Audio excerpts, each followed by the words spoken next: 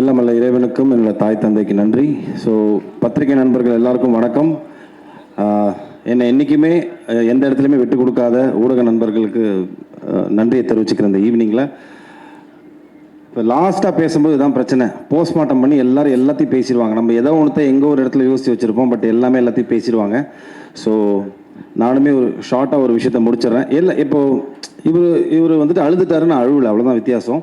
But journey is all the same. வந்திருக்கும் பெரியோர்கள் எல்லாருக்கும் வணக்கம் சொல்கிறதுக்கு முன்னாடி எல்லாம் கிளம்பிட்டாங்க. ஸோ அதனால் இது ஃபேமிலி ஃபங்க்ஷன் மாதிரி ஆகிடுச்சு. இப்போது எல்லாம் நம்மளுக்கு தெரிஞ்சவங்களா இருக்காங்க. கண்ரவி சார், நீங்கள் மட்டும்தான் பேலன்ஸ் வெளில கெஸ்ட்லேருந்து, மற்ற எல்லாம் எங்கள் ஃபேமிலி மாதிரி தான். ஸோ 2019 இந்த ஃப்ரான்ச்சைஸ் ஆரம்பிச்சது. என்னோட கெரியரில் நான் இவ்வளோ படங்கள் பண்ணியிருக்கேன். அதில் நிறைய புது டைரக்டர்ஸ் நிறையா இருந்திருக்கு. ஸோ அப்படிப்பட்ட ஒரு ஜேர்னியில் தான் எனக்கும் அவர் செந்தில் சாருக்கும் இந்த ஜேர்னி ஆரம்பிச்சது. 2019 காளிதாஸ் வந்து மிகப்பெரிய வெற்றி அடைஞ்சது. அதுக்கப்புறம் நானே அவர்கிட்ட போய் 2-3 தடவை கேட்டிருக்கேன், சார் வாங்க சார் அடுத்து பண்ணலாம். அஃப்கோர்ஸ் 2-2.5 வருஷம் கோவிடில் போயிடுச்சு. ஸோ அதுக்கப்புறம் எங்களோட நட்பு தொடர்ந்தது. பட் ஆனால் வந்துட்டு ஒரு படம் முடிஞ்சதுக்கப்புறம், அந்த படம் வெற்றி ஆனதுக்கப்புறம் டேரக்டருக்கும் ஹீரோக்கும் டிஃப்ரெண்ட் ஸ்கேல் ஓப்பன் ஆகிடும்.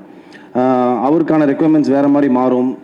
ஒரு சில பெரிய ஹீரோக்கள் பெரிய ப்ரொடக்ஷன் அவர் அப்ரோச் பண்ணுவாங்க, எனக்கு பெரிய ப்ரொடக்ஷன் கம்பெனியோ பெரிய டேரக்டர்ஸோ அப்ரோச் பண்ணுவாங்க. இப்படி ஸ்கேல் ஓப்பன் ஆகும்போது அவரோட ஜேர்னியை பார்க்க போயிட்டாரு. நான் என்னோட அடுத்தடுத்த படங்கள் பண்ண போயிட்டேன். But somewhere deep down my heart எனக்கு தோணிகிட்டே இருந்தது, நம்ம திருப்பியும் காளிதாஸ் 2 கிடையாது, இவரோட ஒர்க் பண்ணணும். ட்ரஸ்ட் மீ, நான் நிறைய புது டேரக்டர்ஸோட ஒர்க் பண்ணியிருக்கேன். Is one of the cream technicians I ever work with. அவ்வளோ சின்சியர் அண்ட் இங்கே வச்சுருப்பார் எல்லாத்தையுமே. அண்ட் ஸோ நம்ம தைரியமாக நம்மளை போய் ஒப்படைச்சிடலாம். என்ன மாதிரி ஆர்டிஸ்ட்னா சினிமாவில் நான் எடுத்துக்கிட்ட டேக்அவே என்னன்னு பார்த்தீங்கன்னா, நம்மளுக்கு ஒரு நல்ல டேரக்டர் கிடச்சாங்கன்னா ஆட்டோமேட்டிக்லி, அதே இது உங்களுக்கும் சேர்த்து தான் சொல்கிறேன், நல்ல டேரக்டர் உங்களுக்கு கிடச்சாங்கன்னா ஆட்டோமேட்டிக்லி உங்கள் ஜேர்னி ஓப்பன் ஆகிடும். இதுதான் பேஸ். நல்ல டேரக்டர் கிடைக்கலனா தான் பஞ்சாயத்து. கதை சரியாக வராது, இல்லை சொன்ன கதையை சரியாக எடுக்க மாட்டாங்க, இந்த மாதிரியான நிறைய பிரச்சனைகள் வரும். பட் நல்ல டேரக்டர், அந்த கிராஃப்டை ப்ராப்பராக தெரிஞ்சுக்கிட்ட டேரக்டர் உங்களுக்கு கிடச்சிட்டாங்கன்னா I think you are charted for the particular film.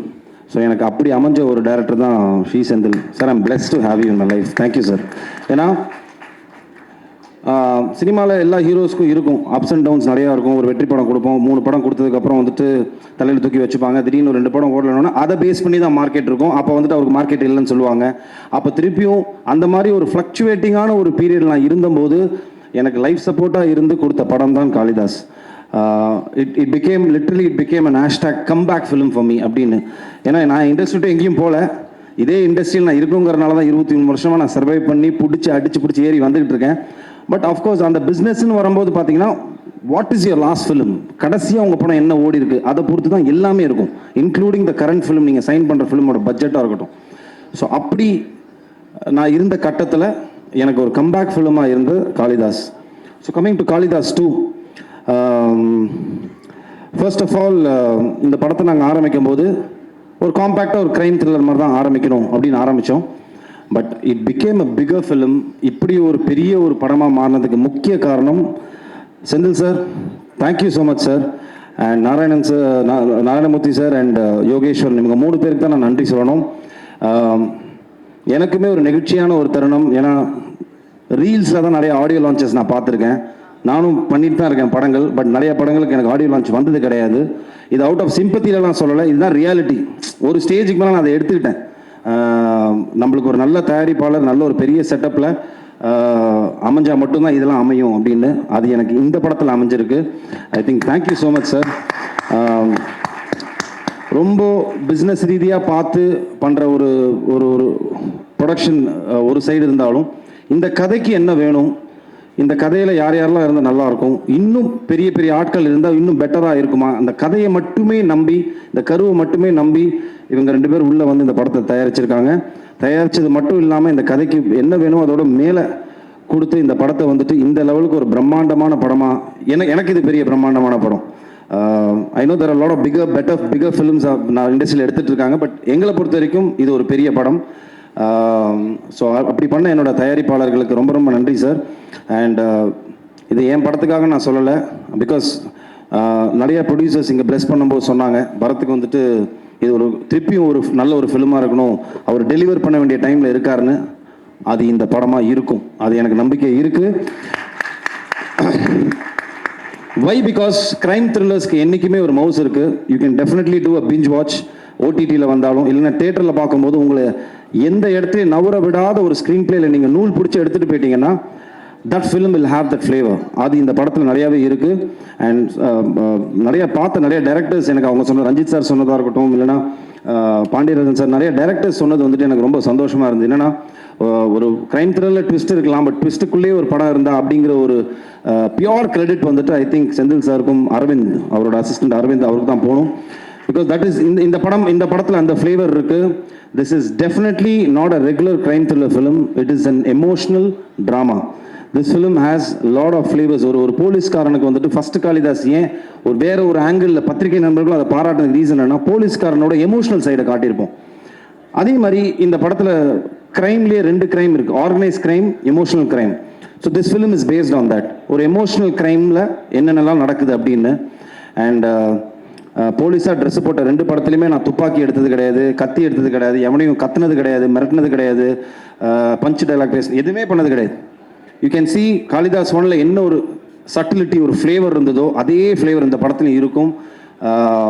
அப்படிப்பட்ட ஒரு ஒரு ஒரு ஒரு ஒரு கிராஃப் நான் மெயின்டைன் பண்ணியிருக்கேன் இந்த படத்தில். And coming to my beautiful team, Ajay நீங்கள் எல்லாத்தையும் சொல்லிட்டீங்க. Cast, crew, members, ABC, technician, லைட்னு எல்லாம் போய் சொல்லியாச்சு. ஸோ நான் let me keep it short to my cast. Starting with Bhavani. I think அவங்க சொன்ன டிஸ்கஷன் தான் எனக்கும் செந்தில் சாருக்கும் வந்தது. ஃபஸ்ட்டு கேள்வி நானும் கேட்டேன், சார் எல்லாம் ஓகே சார், காப் யூனிஃபார்ம் போடும்போது காம்பினேஷன் ஷாட் வைக்கும்போது எப்படி சார் மேட்ச் பண்ணுவீங்க அப்படின்னு கேட்டேன். ஏன்னா 2 பேருக்கும் இப்படி இருக்கும், அவங்க காப் யூனிஃபார்மில் எப்படி இருப்பாங்க சார்னு. I think that is purely and creators trust தான் அது. அந்த ரைட்டிங்கில் இருக்கிற ட்ரஸ்ட், அந்த கேரக்டர் நீங்கள் வந்துட்டு உருவாக்கும் போது இருக்கிற ட்ரஸ்ட் வந்துட்டு பவானி மேலே வச்சாங்க. The first day when she came, cop ட்ரெஸ்ஸில் இல்லை, அவங்க ஃபர்ஸ்ட் டே வந்துட்டு அவங்களோட ஒரு அது என்ன சொல்லுவாங்க அன்யூனிஃபார்மில், அதில் வரும்போது அந்த கேரக்டர் கேரி பண்ண விதம் இருக்குல்ல, கான்ஃபிடென்ட்டாக அந்த கேரக்டர் கேரி பண்ணி, இந்த டயலாக்ஸ் இருக்கட்டும், அவங்களோட இந்த வேஷி, அந்த கேரக்டர் வெளியில் எடுத்துகிட்டு வந்த விதம், ஐ திங்க் நீங்கள் பயப்படவே வேண்டாம். இந்த படம் வந்ததுக்கப்புறம் படம் பார்த்து இவங்க கேரக்டர் ரொம்ப கன்வின்சிங்காக இருக்கும். ஏன்னா அந்த லெவலுக்கு வந்துட்டு ரொம்ப நீட்டாக இருந்தது, மேலேயும் இல்லை கீழேயும் இல்லை, கரெக்டாக ஒரு கிராஃப் இருந்தது Bhavani. So you don't have to worry, size does not matter, it is the performance which matters, that is always there. So don't worry. And Aparnathi, I think இருக்கை பற்றோட பெரிய ஃபேன், அவங்கள்ட்ட நான் சொல்லியிருக்கேன். வெரி ரொம்ப ரியலிஸ்டிக்கான ஒரு ஆக்ட்ரஸ் நீங்கள். யதார்த்த கதைகள் நிறைய நடிங்க. யதார்த்த கதைகள் பண்ணுறதில்ல, எம்டன் மகன் மாதிரி அந்த மாதிரி நிறைய கதைகள் வந்ததுன்னா நடிங்க தயவு செஞ்சு. Very realistic actress. இந்த படத்தில் வந்துட்டு ஒரு நிறைய எமோஷ்னல் சீன்ஸ் அவங்களுக்கு தான் இருக்கும், ரொம்ப அழகாக கேரி ஃபார்வர்ட் பண்ணியிருந்தாங்க. ஐ திங்க் அவங்களோட பேர் அவங்களும் வந்து ரொம்ப சூப்பராக பண்ணியிருந்தாங்க ப்ரோ, சூப்பராக பண்ணியிருந்தீங்க ப்ரோ. அண்ட் சங்கீதா மேம், இப்போ நான் சொல்லணும், சின்ன வயசுல நான் உங்களை பார்த்து வளர்ந்துருக்கேன் மேம் அப்படின்னு நம்மளுக்குள்ளேயே ஒருத்தருக்கு வந்துட்டு போட்டி போட்டு உள்ளே தள்ளிக்கணும். ஸோ அந்த லெவலுக்கு welcome back to the industry. நீங்கள் ஒரே வருத்தம், அவங்க கிக்கி சொன்ன மாதிரி நீ ஏன் நிறையா படங்கள் பண்ணலைன்னு. அவ்வளோ ஒரு ஏஸ்தட்டிக்கான ஆக்டிங் மேம், நீங்கள் நடிக்கிறதே தெரியல. And I'm a big fan of people who act like that. நம்ம நடிக்கிறதே தெரியாமல் ஒரு நடிப்பு இருக்குல்ல, அது வந்துட்டு எல்லாருக்கும் வராது. It just comes from the heart. அது நம்ம ஃபீல் பண்ணி நடிக்கணும். So you are one that particular type. So அதனால் it was pleasure working with you ma'am, for me pleasure working with you. And coming to you Ajay, I think it's a dream launch for you. You are blessed to have a launch like this. கரெக்டாக use பண்ணிக்கோங்க. Kathiresan sir சொன்ன மாதிரி சினிமாவுக்கு நீங்கள் சின்சியராக இருந்தால் cinema உங்களை பார்த்துக்கும். That is only underline. நீங்கள் வந்துட்டு சினிமாவுக்கு ரொம்ப சின்சியராக இருங்க, ஹானஸ்ட்டாக இருங்க, it will take care of you. I think you are blessed to have a father like this, to get a launch for you like this. So அதை கரெக்டாக யூஸ் பண்ணிக்கோங்க. ரொம்ப அழகாக உங்களை வந்துட்டு இந்த படத்தில் அவர் யூஸ் பண்ணியிருப்பார். படம் பார்க்கும்போது ஆடியன்ஸ்க்கு வந்துட்டு உங்கள் கேரக்டரை நவுத்திட்டு போகும், வாட்ஸ் நெக்ஸ்ட்டுங்கிற ஃபேக்டரை அது ரொம்ப அழகாக பண்ணியிருந்தீங்க. ஸோ இதையே அப்படியே மெயின்டைன் பண்ணி அடுத்துன்னு சொல்லிட்டு கண்டிப்பாக போக மனமார்ந்த வாழ்த்துக்கள். My true blessings for you. And of course technicians எல்லாரையும் சொல்லிட்டாங்க. I just want to Sam sir, படத்தோட மிகப்பெரிய பலமே நீங்கள் தான் சார். அண்ட் உங்களோட ஐ டோன்ட் நோ, அது எனக்கே ரொம்ப வியப்பாக இருக்குது, எப்படி அந்த ரீரெக்கார்டிங் சென்ஸ் உங்களுக்கு எப்படி வருது. ஏன்னா ஒரு ஃப்ரேமில் நாங்கள் பார்க்கும்போதும் ஒரு ஒரு ஒரு த்ரில்லருக்கு ரொம்ப முக்கியமான விஷயமே வந்துட்டு how musically you connected for the particular scene. ஏன்னா சம்டைம்ஸ் இந்த சீன் ரொம்ப பேடாக இருக்கும், ஆனால் அது மியூசிக்கில் கனெக்ட் ஆகும்போது வந்துட்டு ஆடியன்ஸ்க்கு அந்த லேக் தெரியாமல் எடுத்துகிட்டு போகிறதுக்கு ஒரு மியூசிக் டைரக்டரோட பங்கு பயங்கரமாக இருக்கும். And thank you so much sir. இந்த படத்தில் வந்துட்டு I think one of the well spoken பேச்சு பொருளாக மாற போகிறது உங்களோட ஆர்ஆர் தான் இருக்கும். அது டீசரே வந்துட்டு ஆக்சுவலாக பார்த்தீங்கன்னா அதுக்கு ஒரு மிகப்பெரிய ஆதாரம். ஏன்னா டீசர் வந்தபோது எங்கள் எல்லாரையும் விட்டாங்க, நானும் நடிச்சிருக்கேன்ப்பா எல்லா இடத்துலையும், அப்படிலாம் இல்லை. இப்போ 2 தான் நடந்தது. ஒன்றுப்பா சாம் சிஎஸோட ஆர்ஆர் பயங்கரமாக இருக்குது, அதே மாதிரி சுரேஷ் எங்களோட கேமராமேன் டிஓபி பயங்கரமாக இருக்குன்னு. ஸோ அந்த 2 விஷயம் ரொம்ப ரொம்ப படத்துக்கு ரொம்ப முக்கியம். ஒரு க்ரைம் த்ரில்லருக்கு, எஸ்பெஷலி எனி ஃபிலிம்க்கு அது ரொம்ப முக்கியம், பட் க்ரைம் த்ரில்லருக்கு அது கூடுதலாக முக்கியமாக இருக்குது. அண்ட் சுரேஷ் பாலா நான் அவரோட பண்ணுற 3வது படம் இது. காளிதாஸ் 1 பண்ணோம், அதுக்கப்புறம் மிரல் பண்ணோம், அண்ட் இது 3வது படம். எப்படி சொல்கிறது, ஒரு பயங்கர ஸ்மார்ட் டெக்னீஷியன் அவர். குவிக்காக நம்மளுக்கு இவ்வளோ தான் பட்ஜெட் இருக்குது, இவ்வளோ தான் இருக்குது, இவ்வளோ தான் நம்பர் ஆஃப் டேஸ் இருக்குது அப்படின்னு ஒரு டேரக்டருக்கு ஒரு ரெஸ்ட்ரிக்ஷன் இருக்கும்போது அதுக்கு ஒரு சினிமாட்டோகிராஃபர் எப்படி ஹரி சாருக்கு பிரியன் சார் இருந்தாரோ, நான் சேவல் ஒர்க் பண்ணும்போது ஹேண்ட் இன் ஹேண்டாக இருப்பாங்க 2 பேரும், அவங்களுக்கு க்ளீனாக தெரியும். ஸோ அப்படிப்பட்ட ஒரு டெக்னீஷியன் தான் சுரேஷ் பாலா. ஷார்ட்டரில் ஒர்க்கில் இருந்தாலும் பெட்டர் குவாலிட்டி கொடுக்கக்கூடிய ஒரு மிகப்பெரிய டெக்னீஷியன். ஸோ சார் தைரியமாக இருங்க, நீங்கள் எமோஷனாக வேண்டிய அவசியம்லாம் கிடையாது. ஐ நோ இன்னைக்கு நடந்த ஒரு நல்ல விஷயம் என்னன்னா சார், நிறைய தயாரிப்பாளர்கள் வந்தபோது நிறைய விஷயங்கள், நிறைய இன்புட்ஸ் எனக்குமே கிடச்சிது. தேர் லாட் ஆஃப் கான்ஃபிடென்ட்டான ஒரு நிறையா இன்ஃபர்மேஷன்ஸ் என்ன கொடுத்தாங்க அப்படின்னு பார்த்தீங்கன்னா வந்துட்டு, பெரிய படங்கள் இல்லாமல் சின்ன படங்கள் இல்லாமல் இப்போ லாஸ்ட்டாக வந்த 3-4 சின்ன படங்கள்லாம் நல்லா போயிட்டுருக்கு, சினிமா திருப்பி வளர்ந்துட்டுருக்கு திருப்பி அப்படிங்கிற ஒரு விஷயம் வந்துட்டு ரொம்ப என்கரேஜிங்காக இருந்தது, எனக்கும் ரொம்ப சந்தோஷமாக இருந்தது sir. And film is considered big or small after the release. அதோட ரிசல்ட்டை பொறுத்து தான் சார் வந்துட்டு எல்லாமே இருக்குது. ஸோ நீங்கள் ஒரே பண்ணிக்க வேண்டியதில்லை, நம்ம ஜெயிப்போம்.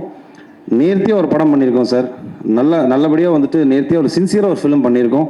And I'm sure it will definitely work. I know உங்களுக்கு ஒரு பெரிய கேப்னு தெரியும், பிகாஸ் அது வந்துட்டு ஒரு டேரக்டர்ஸோட பிளெஸிங் அண்ட் டிஸ்கைஸ். அது என்னன்னு பார்த்தீங்கன்னா வந்துட்டு டெக்னீஷியன்ஸ்லாம் ஒரு படம் இல்லைனா அடுத்தடுத்து போயிடுவாங்க, ஆக்டர்ஸ் போயிடுவோம். ஒரு டேரக்டர் மட்டும்தான் பார்த்தீங்கன்னா அந்த படத்தில் ஸ்டக்காகி நிற்பாங்க.